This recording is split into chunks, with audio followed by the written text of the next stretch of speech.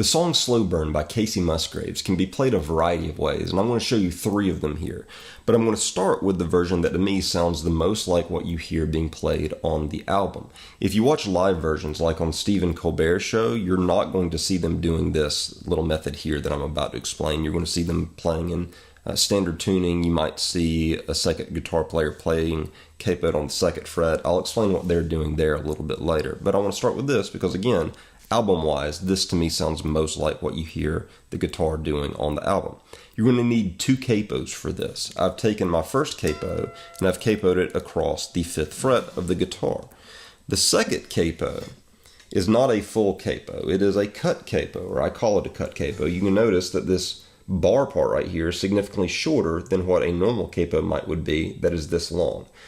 I'll explain how you can do what I'm about to show you here with a normal capo too, assuming that you don't have this little specialty capo, but you can find one of these at a guitar store. I've taken it and I've capoed it across the 7th fret. And what it is doing is it's specifically designed to capo just the 5th, 4th, and 3rd strings of the guitar. And what we've essentially done here is place the guitar in some sort of an open tuning. It's not a changed open tuning because we didn't actually change any sort of tuning on the tuning machines up here. We've just achieved it through capos. Let's assume that this capo right here is not even here. If we wanted the open tuning, we would move our cut capo down to the 2nd fret and we've got like an E. The great thing about this little cut capo method though is that standard chords can still be made. Usually if you go to an alternate tuning, you can't have a chord like this, a G shape, that still sounds like a G shape, but here you can, or a D shape that sounds like a D shape.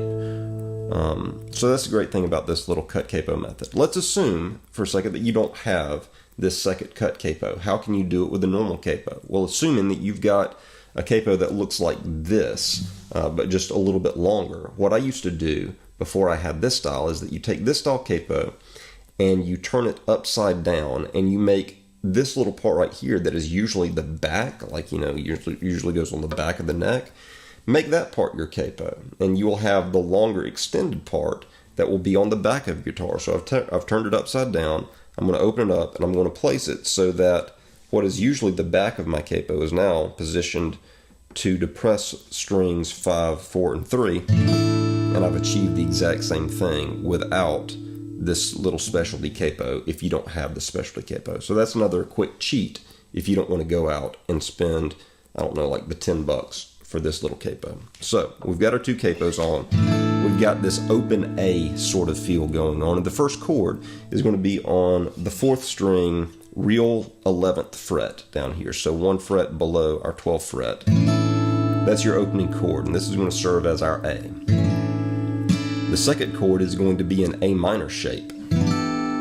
This is a real E minor, but it's the shape relative to our capo here of like an A minor. The way that I'm making it is, you can really, in pretty much all these strings, or all of these chords I'm about to explain in this cut capo method, you can strum across all of them. So I've got my 2nd finger on the 4th string, 2nd fret relative to our capo, and I've got my 1st finger that goes down on the 2nd string, 1st fret relative to our 2nd capo right here, and you've got an A minor feel. The 3rd chord is going to be a standard C feel. In this C chord, you're going to hear the guitarist sometimes open up the 4th string by pulling off with your 2nd finger. And you get a feel like,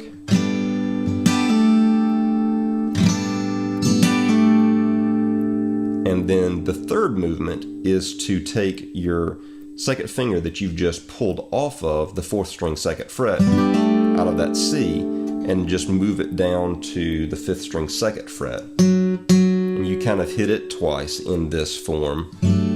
I don't know that you would want your 1st finger still down as you're hitting the 5th string 2nd fret to our short capo. But those are the 3 chords, as an A, and or a real A. I guess it's serving here as like a G, basically. You've got then, or actually it's serving as a D, I'm sorry, but the real chord is an A. 2nd chord, an A minor shape, then a C shape, and then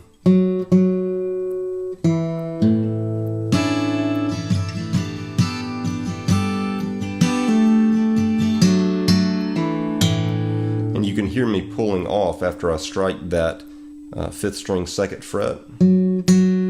I pull off and expose what is fretted by my capo and open 5th string.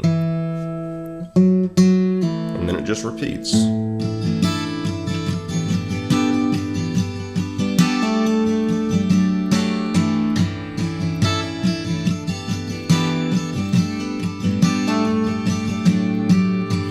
You can also hear a change chord happening every now and then where it doesn't go to the A minor shape, and instead what you would do is after your first chord note that you just fretted 1 string, you just move this down 1 fret to the 4th string 3rd fret relative to our short capo, and you get that sound. And again, only 1 string here is getting fretted.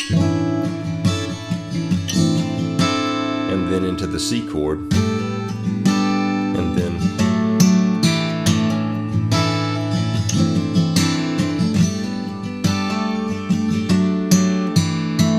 so that's really the only change in the chord, or only change in the progression. Whenever it goes into the bridge, it's going to go to this more diminished, not diminished, but it's going to go to this changed chord, and then it's going to go to the A minor chord, and then back up into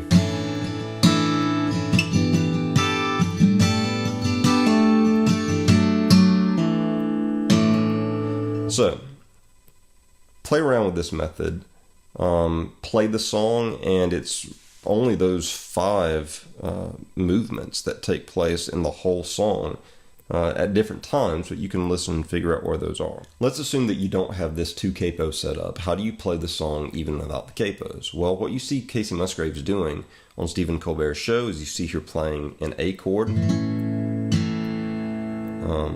just a standard A chord, and you can see in the box there how to make that. The 2nd chord is an E minor. The 3rd chord is a G chord. And the 4th chord is a D chord. The way that I'm making this D chord, this is the only kind of odd one here. I'm making a 4-finger D chord that is a C shape. So if you're familiar with a C shape, take it and just slide it up 2 frets. I've got my ring finger on the 6th string 5th fret, pinky finger on the 5th string 5th fret, 2nd finger on the 4th string 4th fret, open 3rd string, and then 1st finger on the 2nd string 3rd fret. And those are the chords: an A, E minor, G, and D. The change chord is going to be a C, so occasionally she'll go A, C, G, D. And that happens sporadically throughout the song. And the C chord is the exact same shape as what I just explained as the D, except for it's down 2 frets in the C position. Going into the bridge, or I guess what is the bridge, you would strum a standard C chord. I think she's saying something about water feels fine, so it's a C chord and then an E minor chord, and then back into the standard progression.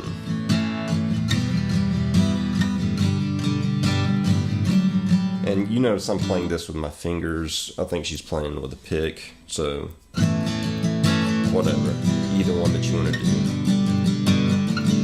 The third way that I'll show you how to play this song, if you've watched Kacey Musgraves play on Stephen Colbert's show, you'll notice a second acoustic guitar player, and the parts that he's playing is slightly different from the parts that she is playing. You're going to need to be capoed on the 2nd fret.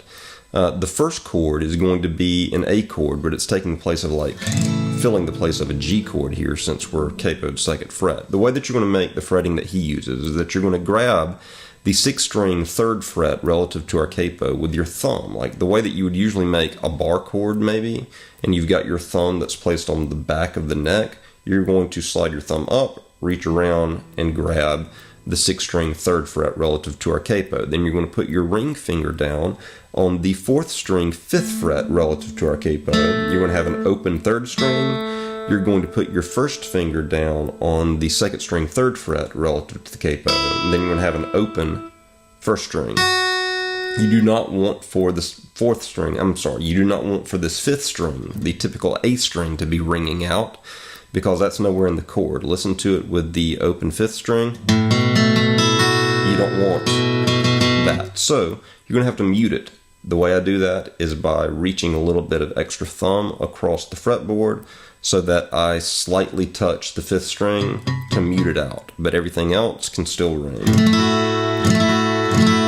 It's going to be your G chord. The second chord, you're going to make your E minor chord.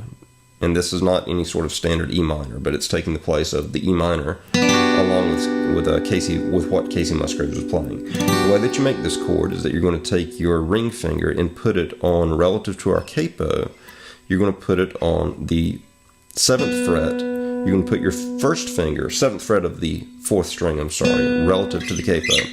On the 3rd string, you're going to place your first finger on the 5th fret relative to the capo. And then on the 2nd string, you're going to place your 2nd finger on the 6th fret relative to our capo. And you'll have an open 1st string. So 4th string through 1st string. That's your E minor chord. Your next chord is going to be an F shape relative to our capo. Relative to the capo, I've got my ring finger on the 4th string 3rd fret, 2nd finger on the 3rd string 2nd fret, 1st finger on the 2nd string 1st fret. You can still have an open 1st string. And then the last chord is going to be a standard C chord relative to our capo. The change chord that happens here is a real C chord, but it's taking place up here. The way that you would make it is you're going to put your ring finger on, and I'm going to speak in terms of real frets here, not relative to our capo. You're going to put your ring finger on the 4th string, 10th fret. You're going to put your 2nd finger on the 3rd string, 9th fret, and you're going to put your 1st finger on the 2nd string, 8th fret.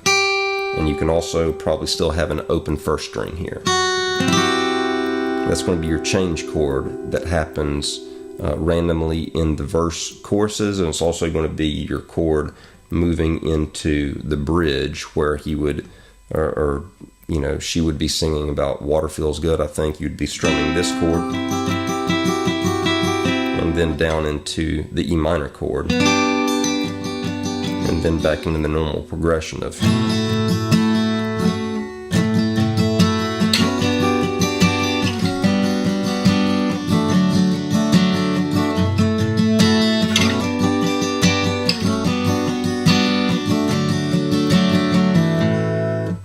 Hopefully that gives you an idea of how to approach this Kacey Musgraves song, Slow Burn.